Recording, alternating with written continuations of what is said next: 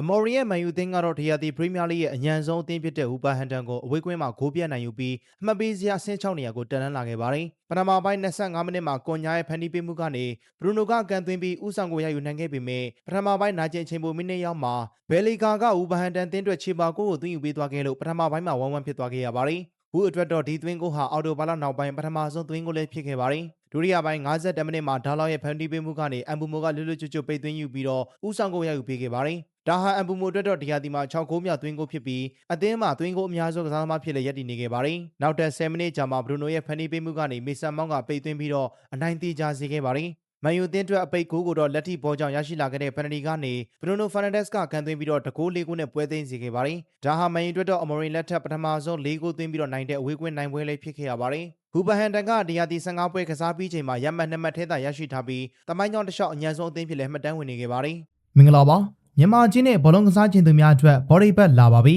ဒီနိုင်ပွဲပြီးမှတော့မန်ချက်စတာယူနိုက်တက်အသင်းဆိုရင်ဝေဖန်နေကြဖြစ်တဲ့ဂျင်မီကာရီကာကတော့အကောင်းစကားတွေပြောသွားခဲ့ပါတယ်။ဝူပါဟန်တန်ဆိုတာက2မှတ်ပဲရရှိသေးတဲ့ဇေယျအောက်ဆုံးကအသင်းပါဒီလိုအသင်းကိုနိုင်တာကဘာမှသိပြီးမထူးခြားဘူးလို့လူတွေကပြောနေကြပါလိမ့်မယ်။တကယ်တော့မန်ချက်စတာယူနိုက်တက်ဟာအဝေးကွင်းမှာဂိုးပြတ်နိုင်ပွဲတစ်ခုကိုဖော်ဆောင်လာနိုင်ခဲ့တာပါ။သူတို့ကစားပုံနဲ့အထိုက်လျောက်ကောင်းမွန်တဲ့အနေအထားမှာတွေ့ရပြီးတော့ဒီပွဲကိုနိုင်မယ်ဆိုတဲ့ယုံကြည်ချက်မျိုးဒီပွဲမှာတွေ့ရပါတယ်။ဝူပါဟန်တန်အသင်းကအရန်ဆိုးရွားလွန်းနေတာမဟုတ်ပါဘူး။ဒါပေမဲ့ကျွန်တော်တို့ကမန်ချက်စတာယူနိုက်တက်အသင်းကြောင့်ပဲပြောမှာပါ။ဒီအသင်းကအင်ကွင်းမှာတယောက်နေတဲ့အေဗာတန်ကိုတော့ရှုံးထားတဲ့အသင်းပါ။ဝက်ဆန်လိုတန်းစင်းဆောင်ကအသင်းကိုတော့အနိုင်ယူခဲ့တဲ့အသင်းပါဒီလိုအနေထားမျိုးမှာအခုလိုမျိုးအဝေးကွင်းမှာဂိုးပြတ်နိုင်ခဲ့တာဟာအသင်းအတွက်ယုံကြည်မှုအနေငယ်ပြန်တက်လာလိမ့်မယ်လို့ကျွန်တော်ကတော့ထင်ပါတယ်လာမယ့်ဘုံမော့နဲ့ပွဲစဉ်အတွက်စိတ်သက်ခွန်အားတွေရသွားကြပြီပဲလို့မြင်မိပါတယ်လို့ဂျင်မီကာရီကာကပြောဆိုသွားခဲ့ပါတယ်